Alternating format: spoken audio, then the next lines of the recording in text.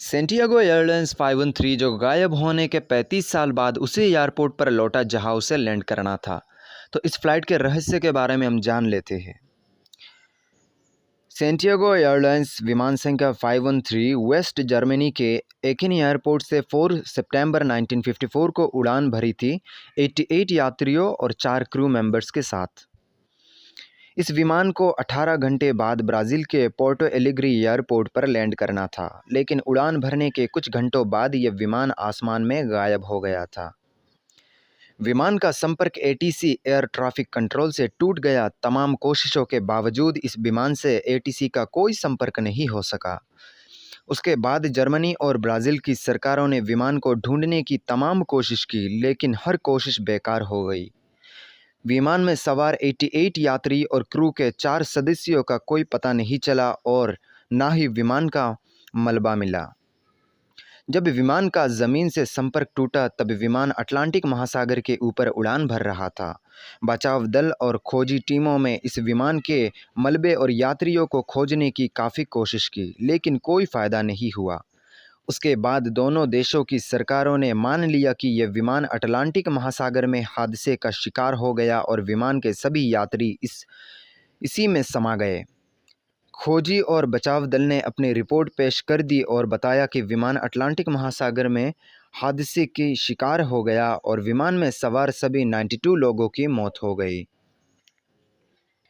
बहुत समय गुजर गया, साल, 2 साल, 4 साल, लेकिन विमान का कोई सुराग नहीं मिला।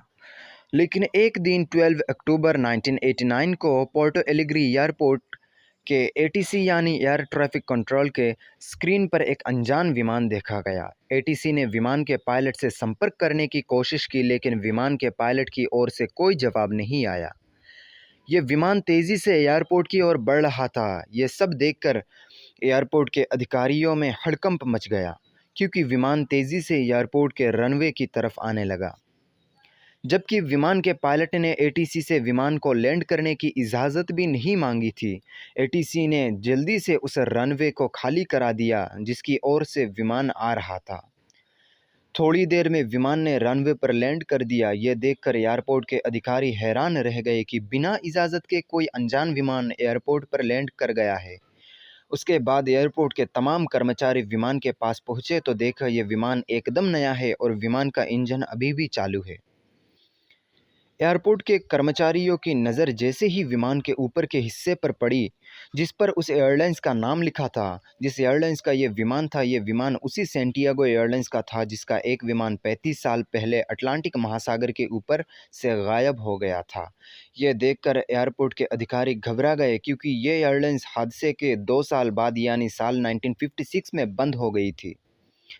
उसके बाद कुछ कर्मचारियों को विमान के अंदर भेजा गया, लेकिन जैसे ही कर्मचारी विमान के अंदर पहुंचे, अंदर का नज़ारा देखकर उनकी चीख निकल गई, क्योंकि विमान की सीटों पर इंसानों के कंकाल बैठे थे। उन्होंने सीट बेल्ट भी लगा रखी थी। उसके बाद कुछ अन्य कर्मचारियों को विमान के अंदर भेजा गया, उन्हें भी वही नज़ारा दिखाई दिया। उसके बाद विमान के कॉकपिट का दरवाज़ा खोला गया तो सबसे हैरान करने वाला नज़ारा देखने को मिला, क्योंकि विमान के दोनों पायलट भी कंकाल ही थे। एक ने विमान को कंट्रोल करने वाले हैंडल को पकड़ रखा था। पहली बार इस विमान की लैंडिंग की कहानी वीकली वर्ल्ड टैबलॉइड मैगजीन में 14 नवंबर 1989 को छपी थी। इस कहानी की छापने वाले पत्रकार थे इरविन फिशर।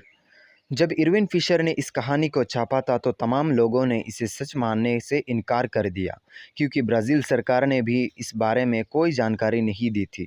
लेकिन ऐसा माना जाता है कि सरकार इस रहस्यमय विमान की लैंडिंग की कहानी इसलिए किसी को नहीं बताई कि कहीं लोगों में भय पैदा ना हो जाए। लेकिन आज तक कोई नहीं जान पाया कि आखिर सच्चाई क्या है। उस विमान ने हकीकत में लैंडिंग की थी या इरविन फिशर की वो कहानी खर्जी और ख्याति पाने के लिए थी।